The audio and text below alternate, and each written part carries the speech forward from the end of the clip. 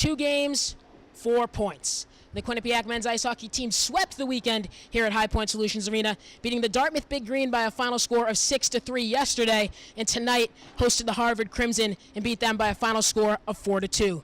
Hello, everyone, and welcome to The Rebound, presented by Q30 Television and Q30 Sports. I'm MJ Baird, joined alongside today Victoria Rutigliano, a men's ice hockey beat reporter. Victoria, thanks for coming on. Oh, well, thank you for having me, MJ. Victoria, so let's start our rebound today talking a little bit about today's game, but the weekend as a whole. Start with special teams. Quinnipiac, 5 power play goals over the course of 2 games this weekend. They had struggled earlier in the season with the power play. How do you think that's improving as we saw this weekend? I think it's improving because they're finding players that are meshing well. And Rand Pecknold said in the press conference they're finding where these players need to be on the ice in order to find these holes, in order to get these shots on net. You're seeing from this team 3 defensemen on the power play first unit, which is not normal. Usually you might see 3 forwards, 4 forwards to try to get that offensive movement going along, but Pecknold has 3, and he said the reason for this is he wants to have his best players out on the ice. And you saw in these games, he did. They had 5 power play goals, 3 last night against Dartmouth, 2 tonight against Harvard, and these power play goals have been huge for this team. Without them, obviously, the scores would have been completely different, and in a season where there's a lot more penalties being called, you really need to have a strong power play unit, and they're starting out to have that. Victoria, as Rand Pecknold has harped on all season, losing a lot of players last year on the power play. Sam Annis, Devon Taves, only some of the names that Quinnipiac has lost. But let's move on now to another name the Bobcats lost, Michael Gartig, the person filling that void, Chris Truehl. How would you rate his performance this weekend? I think he had a relatively good weekend. I mean, he did come away with 2 wins. I thought he played pretty well on the penalty kill. The Bobcats killed a lot of penalties over the past 2 nights and were 100% on the PK. And Pecknold said in the press conference the most important player on the ice during the penalty kill is the goaltender.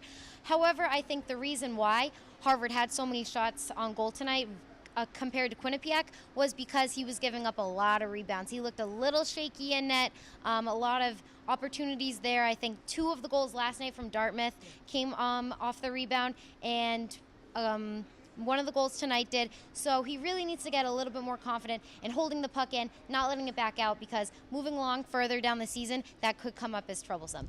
However, I'm sorry. However, I do think it's going to be good for the team to find a starting goaltender in net, and I think you saw this weekend that they did.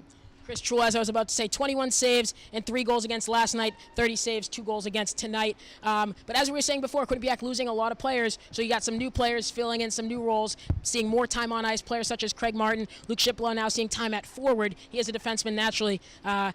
New players filling new roles. How do you think they're performing so far this season?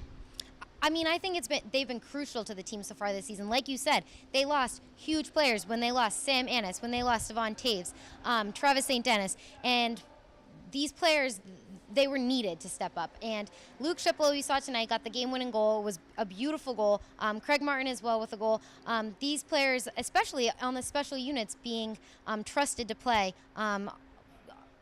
in these times of need is crucial for this team, and especially with Brogan Rafferty. Carlos Truxta, he had a goal last night, a really great goal on the power play. So having players that are now able to step up, especially now that Tanner McMaster was injured last night against Dartmouth, because he was a huge forward for the Bobcats, it's really going to help them down the road. That's right, Nick Germain in the lineup tonight, filling that void left by Tanner McMaster. Thank you, everyone, for joining us today on The Rebound. Make sure to follow us on social media at Q30 Sports. You can follow me at MJ_Baird17, and you can follow Victoria at Vic_Rutigliano. Also, check out our website, www.q30television.com, for all things Quinnipiac hockey, and for that matter, all things Quinnipiac sports. For Victoria Rutigliano, I'm MJ Baird. Thanks for joining us tonight, and have a good one.